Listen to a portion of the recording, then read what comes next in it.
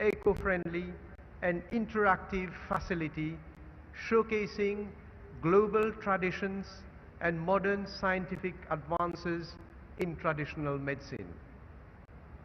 Excellencies, let me seize this opportunity to recall that the practice of Indian traditional medicine in Mauritius started back in 1834 with our forefathers who arrived from India as the first indentured immigrants.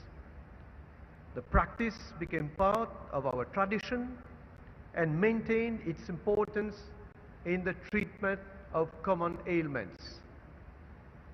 Indeed, this prompted the official recognition of Ayurveda in the late 1980s. Mauritius introduced the Ayurveda and Other Traditional Medicine Act in 1989. Our country thus became one of the rare countries outside India where the practice of Ayurvedic treatment is duly regulated. I must point out here that soon after the adoption of the legislation, Mauritius hosted the first International Ayurveda Conference in 1990 at the Mahatma Gandhi Institute in Mocha. On this note, I wish to express our gratitude to the Jamnagar, Gujarat University for offering scholarships to young Mauritian students who were admitted to the Bachelor in Ayurvedic Medicine and Surgery program in the early 1990s. Excellencies, Ayurvedic medicine started to be used officially at 2 mediclinics in Mauritius as from 2004. With a good response and increasing demand for such therapy, new outlets were later opened. Presently, we have 6 dedicated public clinics that provide Ayurvedic services and medicine to our people. In Mauritius, Ayurvedic clinics are run not only by the government, but also by NGOs as well as the private sector. Additionally, the Ayurvedic unit at the Ministry of Health and Wellness of Mauritius ensures training in Ayurvedic practice. Many in our country recall the visit to Mauritius in April 2016 of Sri Yeso Naik, then Minister of Ayush, during which a proposal was made for the observance of Ayurveda Day. The Government of India subsequently accepted our proposal. The first Ayurveda Day was celebrated in Mauritius in October 2016, and after that on Dhanteras Day every year.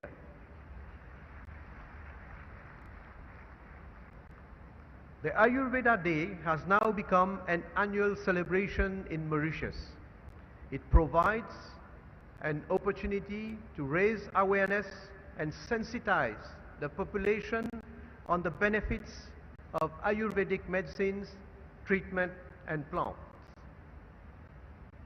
Sri Modi ji, you will recall your state visit to Mauritius in March 2015, during which our 2 countries signed a memorandum of understanding for the strengthening of cooperation in the field of traditional medicine and homeopathy, including the setting up of an Ayush chair. Significant groundwork has been completed towards the establishment of an Ayush Center of Excellence, including a state-of-the-art Ayush hospital in Mauritius. A consultant provided by the Indian government in assisting us in a feasibility study, and I'm pleased to announce that the center will be constructed on 12 acres of land at Koddo city in the center of Mauritius with the support of the government of India. Excellencies, let me conclude by highlighting that traditional medicine is increasing its prominence in the world of modern science. Some 40% of approved pharmaceutical products in use today are derived from natural substances, and this underscores the vital importance of conserving biodiversity and sustainability. The potential for the sustained development of Ayurveda is immense, and the WHO Global Center in Jamnagar will be an accessible, eco-friendly and interactive facility, showcasing global tradition and modern scientific advances in traditional medicine. In this regard, Mauritius is committed to working with the WHO and partner countries like India. I have no doubt that refocusing on the traditional ways of healing will enable us to mitigate and cure various diseases and ailments that are afflicting the whole of humanity in today's stressful world. Thank you for your kind attention.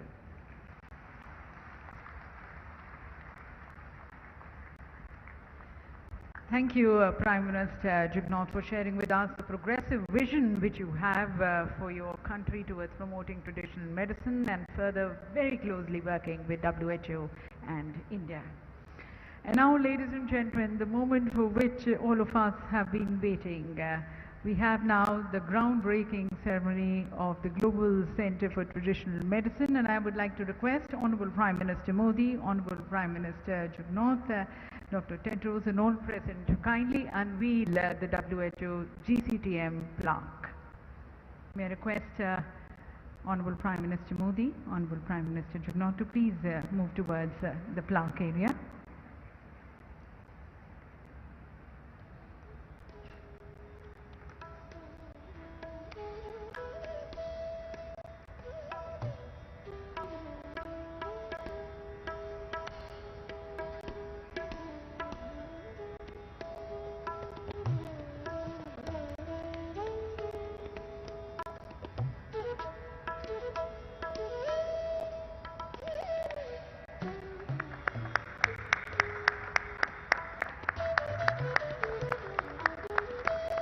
So, ladies and gentlemen, this is a place where the main center is going to be coming up in an acre of 35 acres, and that's close to 1,41,640 square meters, unveiled at the hands of our Honorable Prime Minister Modi.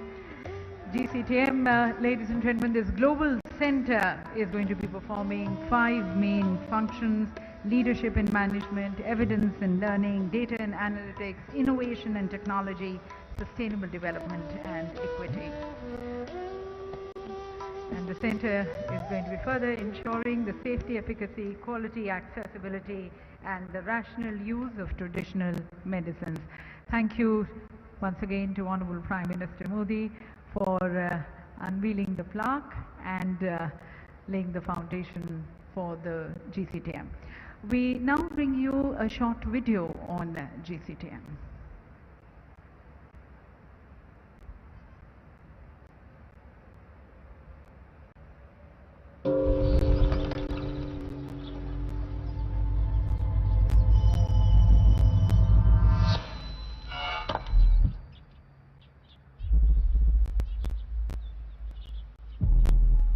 Traditional medicine is widely used and increasingly relevant in the world today.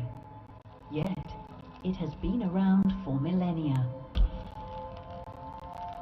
At a time when we were more in balance with our environment and in harmony with nature, we began looking into its healing powers to cure our aches and pains and discover our own remedies. Our understanding of traditional practices began to grow.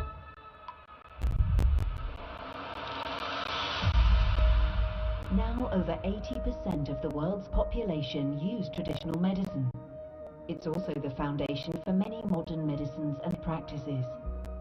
Some 40% of the approved pharmaceutical products in use today come from natural substances like tree barks and plant roots. So why don't national health strategies fully take all this into account? To answer these and other questions, we welcome the World Health Organization's new Global Center for Traditional Medicine. A bold new vision that starts in Jamnagar, Gujarat in India, but has a truly global reach. A center to support evidence and data, sustainability and innovation, bringing together the latest knowledge and technology to advance our understanding of methods already in use by billions of people. Catalyzing ancient wisdom and modern science has never been more needed as we strive towards our global health objectives to keep the world healthy and safe, to serve those in the most vulnerable situations and promote good health and well-being for everyone. Let's take a bold new look at this most ancient and most modern practice.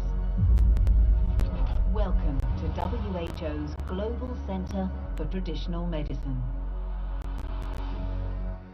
And ladies and gentlemen, if you've been wondering why Jamnagar is the strategic choice for this global center, we have the answer with this video.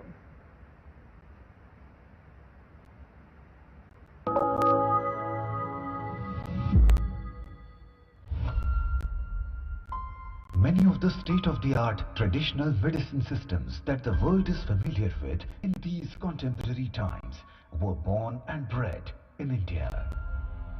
These practices were established thousands of years ago.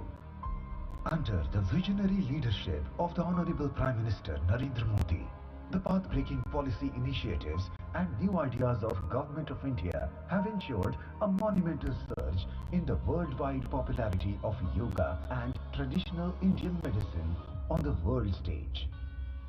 And now, a landmark step in sync with the vision and efforts of the PM Narendra Modi towards Ayush and universal well-being is the establishment of the WHO Global Center of Traditional Medicine in Gujarat. WHO ने global centre for traditional medicine इसकी स्थापना के लिए दुनिया में से भारत को चुना है और अब भारत में से दुनिया के लिए इस दिशा में काम होगा. This will strengthen India's position as a global leader in research and innovation in the traditional medicine sector. This will also help in making traditional medicines more accessible to the masses. The state will also benefit from the growth of medical value travel, as the milestone event puts India in the driving seat of the global traditional medicine sector. With an investment of $250 million from the Government of India, the Global Center will give a significant push to preventive and curative healthcare for the people of the state. It will greatly enhance the scope of affordable and accessible healthcare to all. As the GCTM aims to strengthen and streamline the research and development activity in the traditional medicine sector through education and training, Gujarat is set to become a hub for education, learning and skill development. That's the reason, ladies and gentlemen, why India and Gujarat for GCTM. Now for India, ladies and gentlemen, the year 2022 holds a special significance. For this year, we are celebrating 75 years of our independence, Azadi Ka Amrit Mahotsav. This is a milestone year for us, and in this milestone year, ladies and gentlemen, today India is a rising power under the leadership of Honorable Prime Minister Modi, whom the entire world looks up to for his very bold and decisive leadership, and then for the humanity-oriented programs which he has been undertaking for the entire mankind. We have seen it during the COVID times. And once again, ladies and gentlemen, under the leadership of Honorable Prime Minister Modi, India is ready to take the lead, taking its heritage of traditional medicine to the furthest corners of the world so as to benefit the entire mankind, wishing the well-being of everyone. Ladies and gentlemen, as we look forward to the guidance and leadership of the outstanding global leader, Prime Minister Modi, with your applause, I invite Honorable Prime Minister Modi to address this august gathering.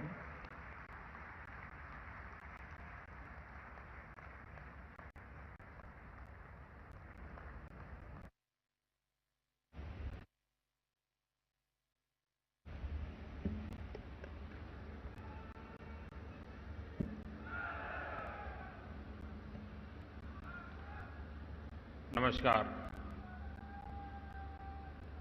Mauritius के प्रधानमंत्री श्री प्रवीण कुमार जुगनाथ जी, world health organisation के director general doctor Tedros, Gujarat के मुख्यमंत्री श्री भूपेंद्र भाई पटेल, केंद्रीय मंत्रिमंडल के मेरे सहयोगी श्री सर्बानंद जी सोनवाल, डॉक्टर मनसुख मांडविया, डॉक्टर मुंजपरा महेंद्र भाई, यहां उपस्थित अन्य सभी महानुभाव, देवी और सज्जनों, आज हम सभी पूरी दुनिया में हेल्थ एंड वेलनेस के लिए एक बहुत बड़े आयोजन के साक्षी बन रहे हैं। मैं WHO के डायरेक्टर जनरल डॉक्टर टेड्रोस का विशेष रूप से आभारी हूं। अभी डॉक्टर टेड्रोस ने भारत की प्रशंसा में जो शब्द कहे, मैं प्रत्येक भारतीय की तरफ से उनका धन्यवाद करता हूं। और जिस प्रकार से उन्होंने गुजराती, हिंदी, अंग्रेजी एक प्रकार से त्रिवेणी का एहसास कराया है और हर भारतीय के दिल को छू लिया है, उसके लिए भी मैं विशेष रूप से उनका अभिनंदन करता हूं। डॉक्टर टेड्रोस से मेरा परिचय पुराना है और जब भी हम मिले हैं, उन्होंने भारत के गुरुओं ने उसको कैसे शिक्षा दी, वो इतने गौरव से उसका उल्लेख करते हैं और इतना प्रसन्न चित्त अपनी भावनाएं व्यक्त करते हैं और उनका भारत के प्रति जो लगाव है, आज एक संस्थान के रूप में यहां प्रकट हो रहा है। और वो मुझे कहते हैं कि मेरा चाइल्ड है, मैं आपको दे रहा हूं, अब आपकी जिम्मेवारी है कि आपको इसका पालन पोषण करना है।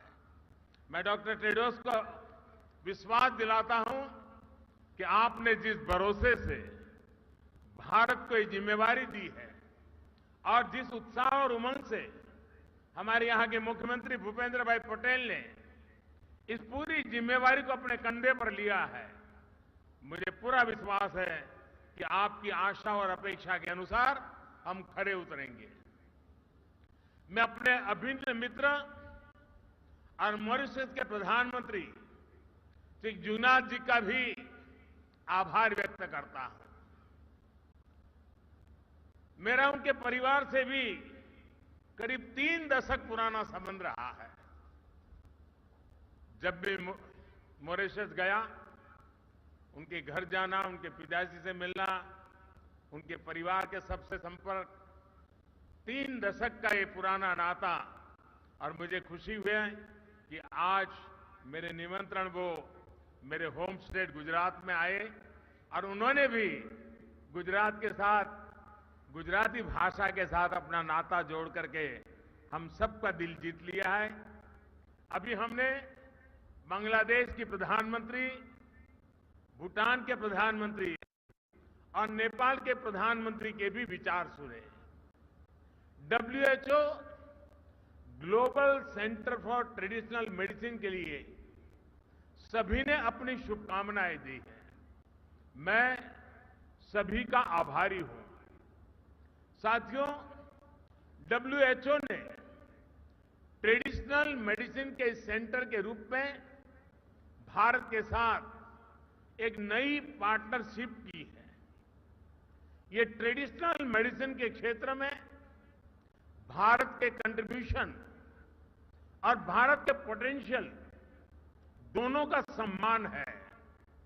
भारत इस पार्टनरशिप को पूरी मानवता की सेवा के लिए बहुत बड़ी जिम्मेदारी के रूप में ले रहा है। ये सेंटर दुनिया भर में फैली पारंपरिक चिकित्सा से सहयोग से दुनिया के लोगों को बेहतर मेडिकल सॉल्यूशन देने में मदद करेगा। और मैं ये भी कहना चाहूंगा कि जामनगर की धरती पर डॉक्टर टेड्रोस और पविंद्र जी की हाजिरी में ये सिर्फ एक भवन का शिलान्यास नहीं हुआ है, ये सिर्फ एक संस्थान का शिलान्यास नहीं हुआ है, लेकिन मैं विश्व भर में प्राकृतिक चिकित्सा में विश्वास करने वाले, परंपरागत चिकित्सा में विश्वास करने वाले हर किसी को कहना चाहता हूं कि आज जब भारत आजादी का अमृत महोत्सव मना रहा है, उस कालखंड में ये जो शिलान्यास हुआ है, वो शिलान्यास आने वाले 25 साल के लिए विश्व भर में ट्रेडिशनल मेडिसिन के युग का आरंभ कर रहा है।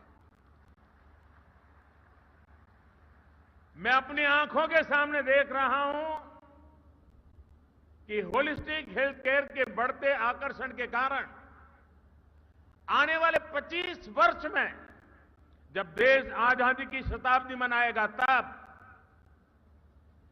ट्रेडिशनल मेडिसिन दुनिया के हर परिवार के लिए अति महत्व का केंद्र बन जाएगा।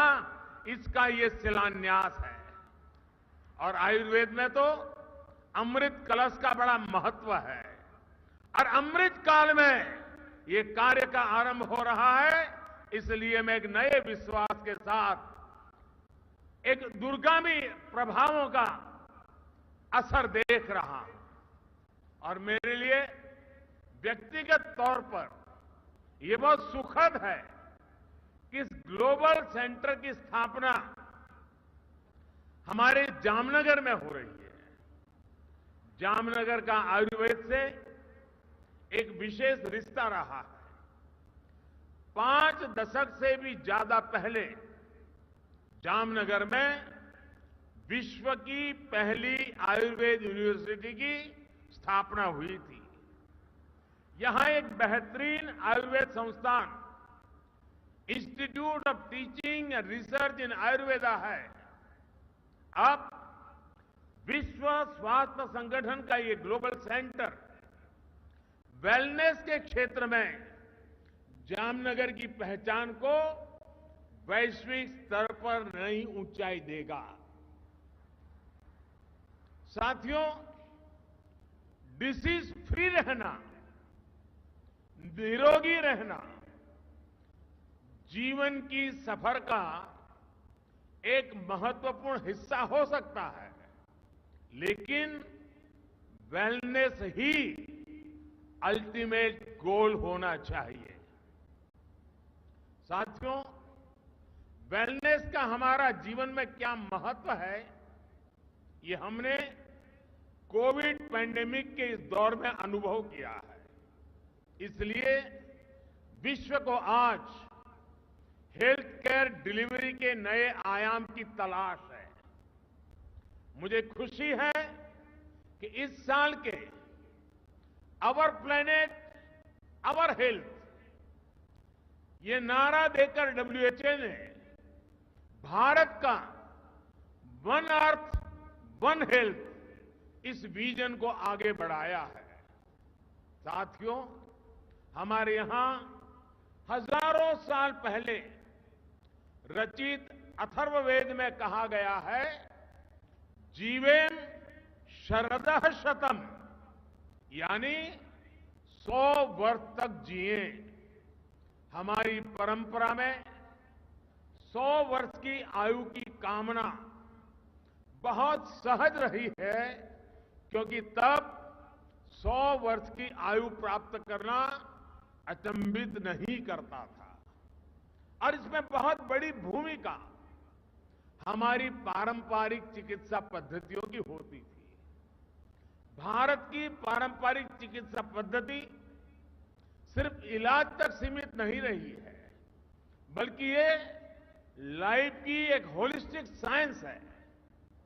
आप में से बहुत सारे लोग जानते हैं कि आयुर्वेद में हीलिंग और ट्रीटमेंट के अलावा social health, mental health, happiness, environmental health, करुणा, सहानुभूति, संवेदनशीलता और उत्पादकता, सब कुछ इस अमृत कलश में शामिल है। इसलिए हमारे आयुर्वेद को जीवन के ज्ञान के रूप में समझा जाता है, और हमारे यहां जितनी प्रतिष्ठा 4 वेदों की है, वैसे ही आयुर्वेद को 5वां वेद कहा जाता है। साथियों, आज आधुनिक दुनिया की जो लाइफस्टाइल है, जो नई नई बीमारियां हम देख रहे हैं, उससे पार पाने के लिए हमारी ट्रेडिशनल नॉलेज बहुत महत्वपूर्ण है। जैसे अच्छी हेल्थ का एक सीधा संबंध बैलेंस्ड डाइट से है। हमारे पूर्वज यह मानते थे कि किसी भी रोग का आधा उपचार बैलेंस्ड डाइट में छिपा होता है। हमारी पारंपरिक चिकित्सा पद्धतियां इन जानकारियों से भरी हुई है कि किस मौसम में क्या खाना चाहिए, क्या नहीं खाना चाहिए। और इन जानकारियों का आधार सैकड़ों वर्षों का अनुभव है, सैकड़ों वर्षों के अनुभव का संकलन है। जैसे हमारे यहां भारत में एक समय था जब विशेष रूप से मोटे अनाज, मिलेट्स के उपयोग पर हमारे बुजुर्ग बहुत बल देते थे। समय के साथ हमने इसका उपयोग कम होते भी देखा, और आजकल फिर से मिलेट्स की चर्चा बढ़ते हुए देख रहे हैं। मुझे इस बात का भी संतोष है कि मिलेट्स के उपयोग को बढ़ावा देने के लिए भारत का प्रस्ताव यूनाइटेड नेशंस ने स्वीकार किया है। वर्ष 2023 को इंटरनेशनल मिलेट ईयर घोषित करना मानवता के लिए बहुत हितकारी कदम है। एक्सेलेंसी, अभी कुछ समय पहले भारत में जो नेशनल न्यूट्रिशन मिशन शुरू हुआ है, उसमें भी हमारी प्राचीन और पारंपरिक विद्या को ध्यान में रखा गया है। कोविड-19 महामारी के दौरान भी हमने आयुष प्रणाली का व्यापक रूप से उपयोग किया। आयुष काढ़ा, इस नाम से आयुर्वेद आधारित काढ़ा खूब प्रचलित हुआ। आयुर्वेद, सिद्ध, यूनानी फॉर्मुलेशंस की ग्लोबली भी बहुत डिमांड देखने को मिल रही है। दुनिया के अनेक देश आज पैंडेमिक से बचाव के लिए ट्रेडिशनल हर्बल सिस्टम के उपयोग पर बल दे रहे हैं। साथियों, आयुर्वेद और इंटीग्रेटिव मेडिसिन के क्षेत्र में भारत के जो अनुभव है, उनको दुनिया के साथ साझा करना भारत अपना दायित्व समझता है। डायबिटीज, ओबेसिटी, डिप्रेशन जैसी अनेक बीमारियों से लड़ने में भारत की योग परंपरा दुनिया के बहुत काम आ रही है।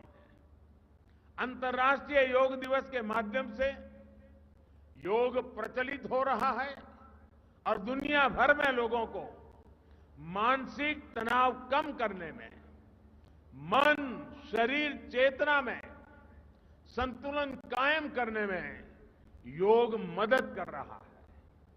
योग के दायरे का विस्तार करने में भी ये नया संस्थान अहम भूमिका निभाए, ये बहुत आवश्यक है।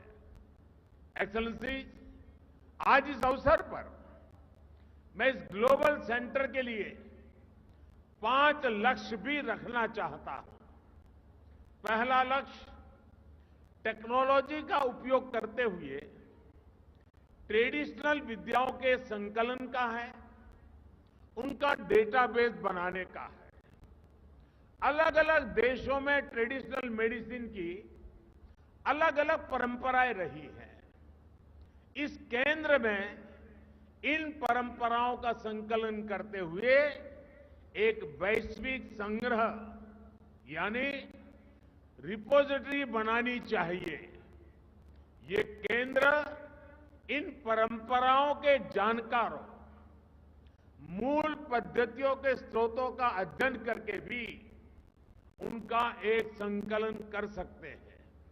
ऐसा करना इसलिए भी जरूरी है ताकि अलग अलग देशों में मौजूद पारंपरिक चिकित्सा की महत्वपूर्ण जानकारी आने वाली पीढ़ियों को मदद करती है।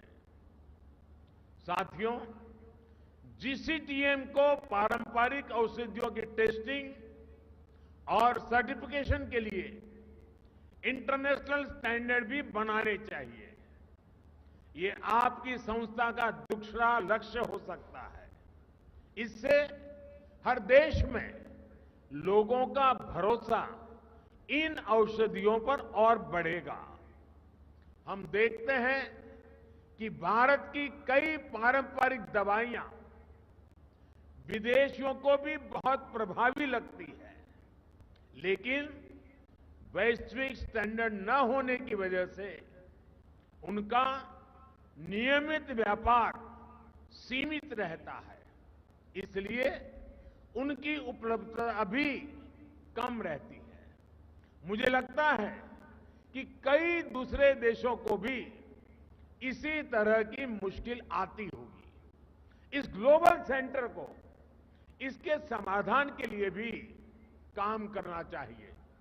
WHO ने भी हाल में आयुर्वेद, पंचकर्म और यूनानी के लिए बेंचमार्क डॉक्यूमेंट तैयार किए हैं। इसका विस्तार किया जाना भी जरूरी है।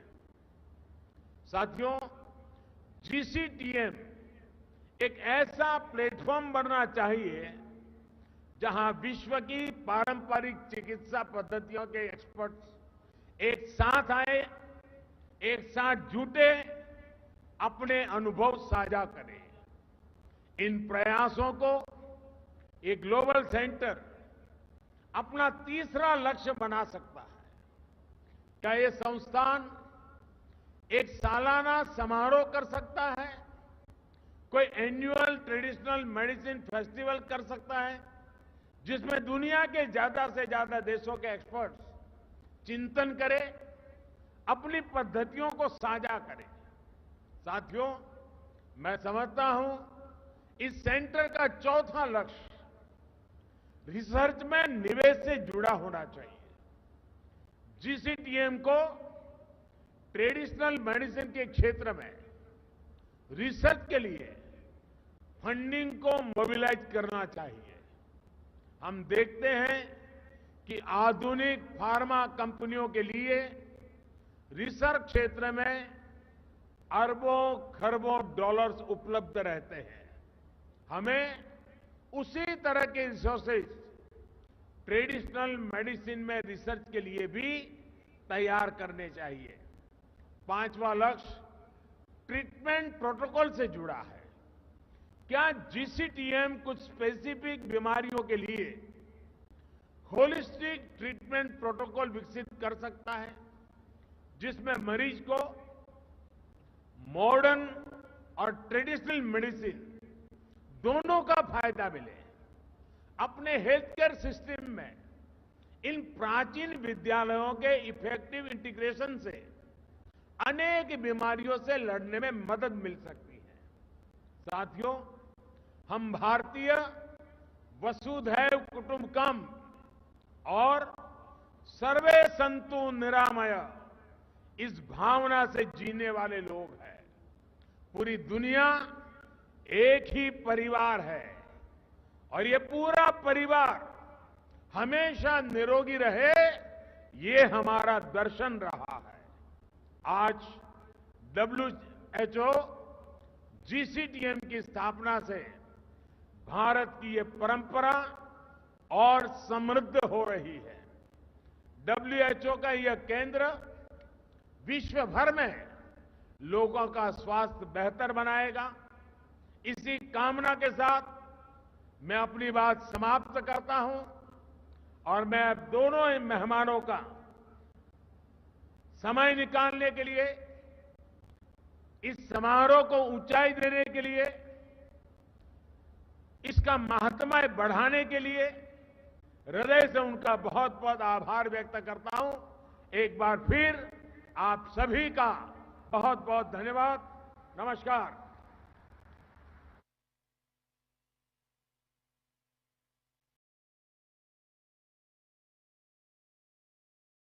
वर्धक और ज्ञानवर्धक संदेश के लिए जो आपके अपने एक्सपीरियंशियल व्यूज हैं। और ladies and gentlemen, today history has been created. Let's capture this moment in the cameras with all our leaders here on the stage. Once again expressing a big thanks to Honorable Prime Minister Modi for the leadership, thanking Honorable Prime Minister of the Republic of Mauritius for joining us, and thank you to Dr. Tedros. जैसा कि माननीय प्रधानमंत्री जी ने कहा कि आज यहाँ पर इस शिलान्यास आने वाले समय में ट्रेडिशनल मेडिसिन के युग का आरंभ है और 2047 में जब भारत अपनी आज़ादी का 100वां वर्षगांठ मनाएगा, तब ये ट्रेडिशनल मेडिसिन पूरी तरह से पूरे विश्व की सेवा में अपनी प्रतिबद्धता की तरफ आगे बढ़ता जाएगा। Once again, thank you to all present here. Thank you for joining us, and many congratulations to all the leaders of WHO, of Ministry of Ayush and all. To see